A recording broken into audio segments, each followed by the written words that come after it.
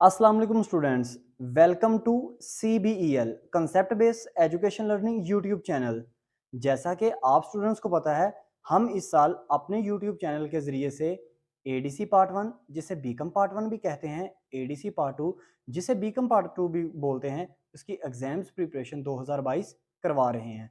सो आप स्टूडेंट्स जो इन क्लासेस के रिलेटेड हैं वो काइंडली चैनल को ज्वाइन करें ताकि आपके पेपर्स इस साल बहुत अच्छे हों।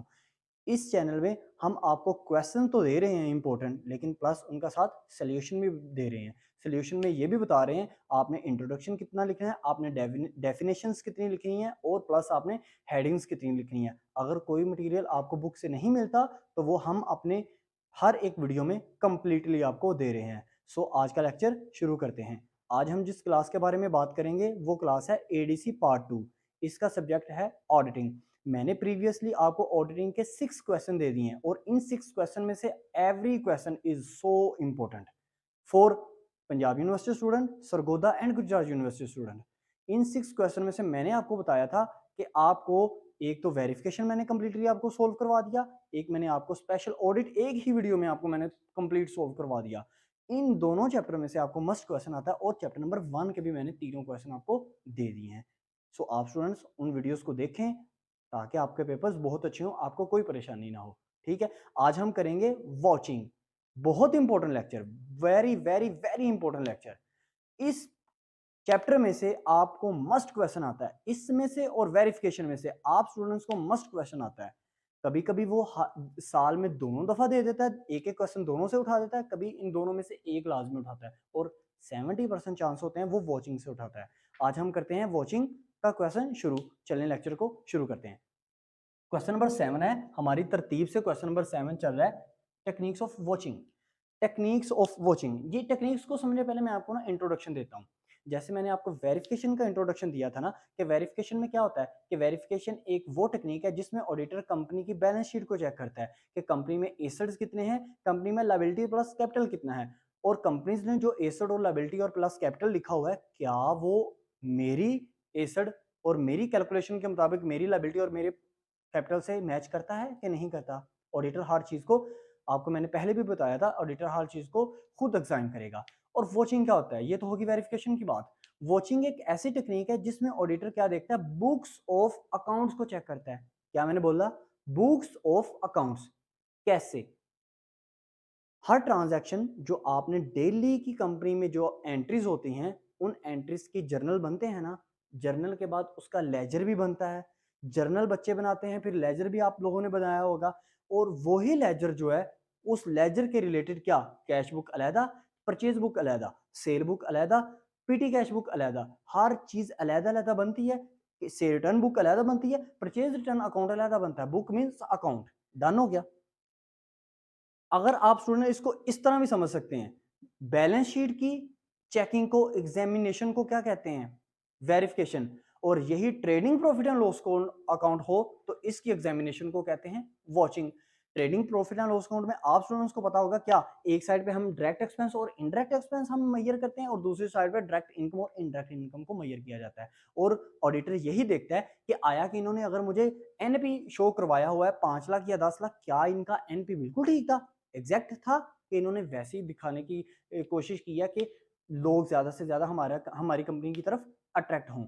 चलें शुरू करते हैं टेक्निक्स। देखिए ये हमारा इंट्रोडक्शन हो गया, डेफिनेशन बिल्कुल मैंने आपको सेम साफ वर्डिंग में मैंने आपको बता दी है। अगर इस इंट्रोडक्शन और डेफिनेशन को पढ़ेंगे और मेरी वर्ड्स को सुनेंगे, सीरियसली आपको समझ आएगी।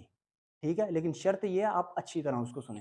टेक्निक्स में चलें शुरू करते हैं। सबसे पहले क्या टेक्निक्स है आपके पास, टेक्निक में सबसे पहले आ जाता है आप बच्चों के पास वन बुक वन सिटिंग।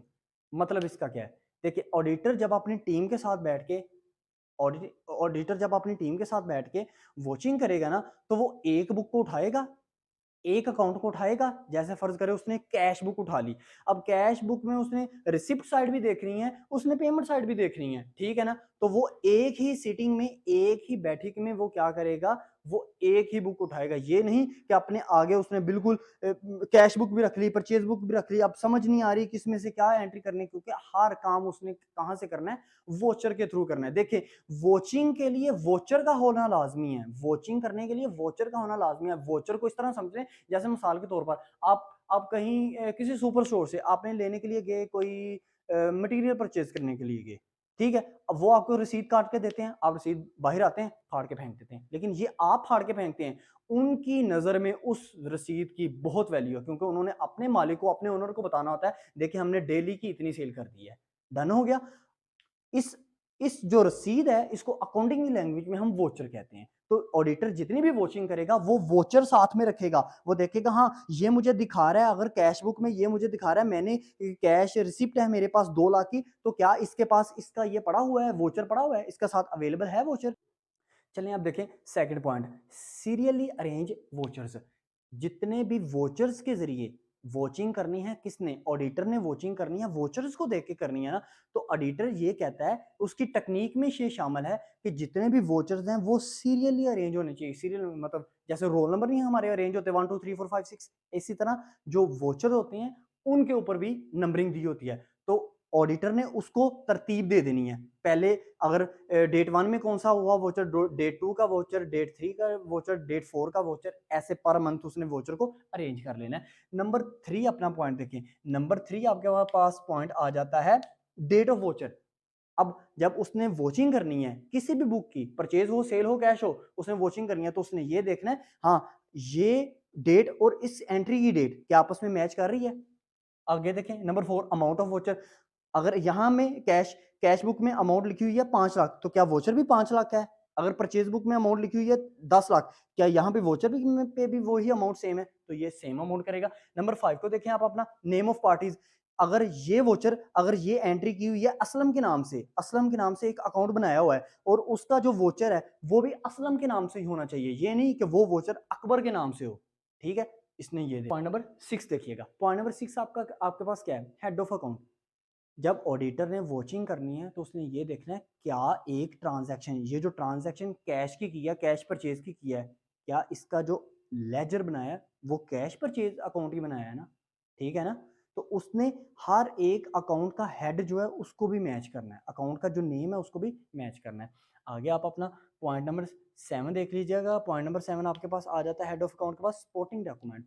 मतलब सपोर्टिंग डॉक्यूमेंट का ये मतलब है, अगर एक एंट्री नहीं उसको समझ में आ रही, तो उसने ये टेक्निक यूज करनी है, उसका सपोर्टिंग डॉक्यूमेंट मंगवाना है। फर्ज करें उसको ये नहीं समझ आ रही कि अकबर के साथ इस कंपनी ने क्रेडिट पे चीजें फरोख्त की हैं कि कैश पे फरोख्त की हैं, तो वो कंपनी से कहेगा कि मुझे इसको सपोर्टिंग डॉक्यूमेंट प्रोवाइड करो। सपोर्टिंग डॉक्यूमेंट एक ऐसा डॉक्यूमेंट होता है जिसकी मदद से पता चल जाता है कि हाँ ये कैश पे सेल हुई है या क्रेडिट पे सेल हुई है। Nature of transaction, nature of transaction से ये मुराद है कि ऑडिटर ने ये चेक करना है ये ट्रांजैक्शन किस नेचर की है।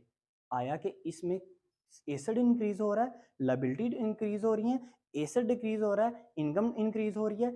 वो जो 5 है, एसेट, इनकम, लायबिलिटी, एक्सपेंस, ये पांचों में से क्या कौन सी चीज इंक्रीज हो रही है और कौन सी चीज डिक्रीज हो रही है। अब आगे देखिएगा अल्टरनेशन। ऑडिटर ने ये भी वॉचिंग करते वक्त देखना है क्या कंपनी ने किसी एंट्री में कोई अल्टरनेशन तो नहीं की, कोई तब्दीली तो नहीं की, ताकि मैं उसी को भी ठीक तरह से देख लूं, कहीं गलती ना कर दूं। अब उसके बाद देखेंगे duplicate voucher. Duplicate voucher, voucher का ये मतलब है ऑडिटर ये भी चेक करेगा कंपनी को, कंपनी से जिस चीज का मैं वोचर मंगवा रहा हूँ, क्या कंपनी मुझे इसका वोचर जो है डुप्लीकेट तो नहीं दे रही। डुप्लीकेट से ये मुराद होता है कि जब भी वोचर बनाता है ना, चाहे वो क्रेडिटर बनाए चाहे कंपनी खुद बनाए डेटर के ऊपर, तो हमेशा उसके ऊपर मोहर लगती है, स्टैंप लगती है, उसको कहते हैं कॉमन सील, ठीक है। वो एक खसूस अपने बिजनेस की होती है। तो डुप्लीकेट वोचर में उस चीज को देखा जाता है क्या सिग्नेचर है, मोहर है, स्टैंप है। तो आप अपना 11 देखिएगा, पॉइंट नंबर आपके पास 11 ये है ऑथराइज। पॉइंट नंबर आपके पास 11 ये है authorization of voucher. Authorization of voucher का क्या मतलब है कि याद है आपने वेरिफिकेशन में भी पढ़ा था कि जब भी वेरिफिकेशन करवानी है तो उसने प्रॉपर ऑथराइजेशन कर लेनी है, मतलब जिस पार्टी से उसने वो चीज़ खरीदी हुई है उस पार्टी से भी जाके पूछ लेना है या कॉल करके पूछ लेना है। इसी तरह अगर आपने क्रेडिट पे कोई चीज़ ली हुई है या क्रेडिट पे माल फरोख्त किया हुआ है, तो ऑडिटर पूछ लेगा, मुतलका पार्टी से ऑडिटर पूछ सकता है। अब आप अपना 12 नंबर पॉइंट देखें। 12 नंबर पॉइंट आपके पास है एडजस्टमेंट। आपको पता फाइनल अकाउंट जब बनाते हैं हम तो एडजस्टमेंट करते हैं ना, जैसे मैंने प्रीपेड इंश्योरेंस की एडजस्टमेंट कर दी, आउटस्टैंडिंग वेजेस की एडजस्टमेंट कर दी, आउटस्टैंडिंग सैलरी की एडजस्टमेंट कर दी, क्लोजिंग स्टॉक की मेरे पास एडजस्टमेंट मौजूद होती है, तो वो सारी एडजस्टमेंट को भी रीड करेगा ऑडिटर। 13 नंबर पॉइंट देखिएगा आप अपना, एडजस्टमेंट के बाद आपके पास आ जाएगा कैलकुलेशन ऑफ वोचर। वो फिर तमाम वोचर को कैलकुलेट करेगा, अमाउंट वाइज भी कैलकुलेट करेगा, नंबरिंग वाइज भी कैलकुलेट करेगा कि क्या ये तमाम वोचर जो है एक मंथ के या पूरे साल के कंप्लीट हैं कि नहीं है। अब अपना पॉइंट नंबर 14 देखिएगा, टिक मारो ऑन एंट्री।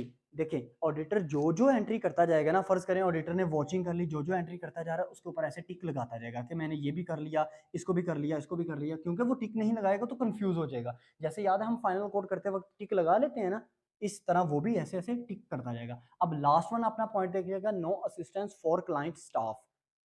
देखें ये समझने वाला है, इसका मतलब ये ऑडिटर जब भी वॉचिंग करेगा तो क्लाइंट क्लाइंट उसका ऑडिटर का क्लाइंट कौन है, कंपनी जिसका वो ऑडिट कर रहा है, तो उसका कोई भी स्टाफ मेंबर है ना उसको असिस्टेंट नहीं देगा। मतलब असिस्टेंस का मतलब ये होता है उसको इतनी रसाई नहीं देगा कि वो उसके ऑफिस तक आए, क्योंकि वो मैनिपुलेशन कर सकते हैं रिकॉर्ड में।